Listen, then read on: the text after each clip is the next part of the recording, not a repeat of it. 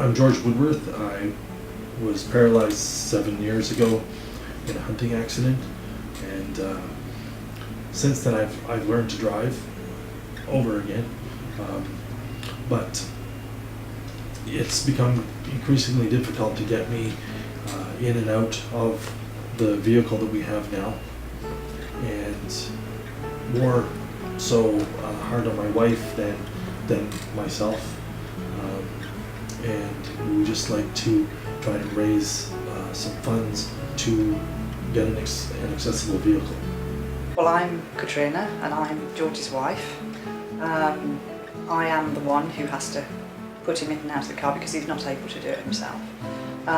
It involves putting him in the vehicle, lifting him into the vehicle, but also taking apart his wheelchair and putting that into the car before he can go.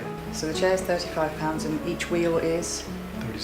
36 pounds. So I have to dismantle it, fold it, take each of the wheels off, which actually involves pushing your fingers into the middle of them and pulling them out, and I have arthritic thumbs, so that is actually making my injury worse because I'm having to pull quite a weight off before I put them in the vehicle. And then we have to stash the chair in the vehicle and then we're ready to go. But then when we get there, I then have to put the wheelchair together and get him out of the car into it.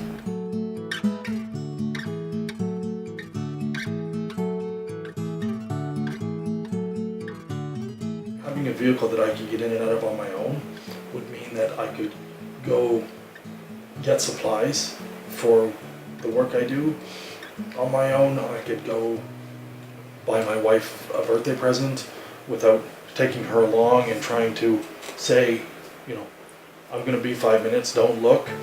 I could go buy her flowers or a birthday card or a Christmas card.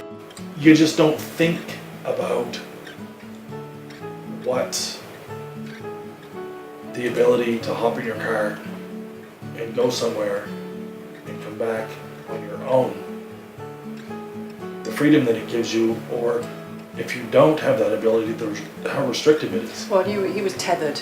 He was tethered this year. When I was working, when I'm out working, he can't go anywhere. He couldn't come. He wanted to come and see me, but he couldn't come and see me at work. He wanted to bring me some lunch one day and he just couldn't do it. And it means if I'm at work, he's stuck at home. There's nothing that he can do. If he got a call saying, we want to see you about you woodworking or something, he just simply can't go. He has to say, I've got to stay at home until my wife comes home. And then he has to make sure it's okay with me to go. So if you actually think about it, because I don't think people do, it's incredibly restrictive. Incredibly. It's like being a child again. The modifications that I would need cost about $31,000 and change. I need a ramp to get into a van, a lowered floor, and a seat that will come back far enough and turn so that I can transfer onto it.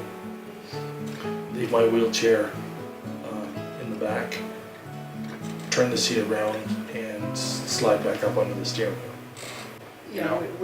We would buy the vehicle. We would try and raise the money ourselves to buy the vehicle, which would be, we think, about 20,000. It would liberate him. It would bring a part of him back that I know he's lost. That's a big thing, because I know what a considerate person he is, but he can't express that part of himself because he's not free to do so because he's so dependent. Well, it changes who you are. It changes who you can be. It changes who you're free to be. If you find that you're in a position to help us in any way, then I think it would make an incredible difference in our lives, not just to me, but mostly in fact to my husband, who needs to recover something of what he was. And give him some of that independence that we can, because obviously we can't cure his injury, but we can make his life more how it used to be by helping him to regain some of the person that he used to be. Thank you.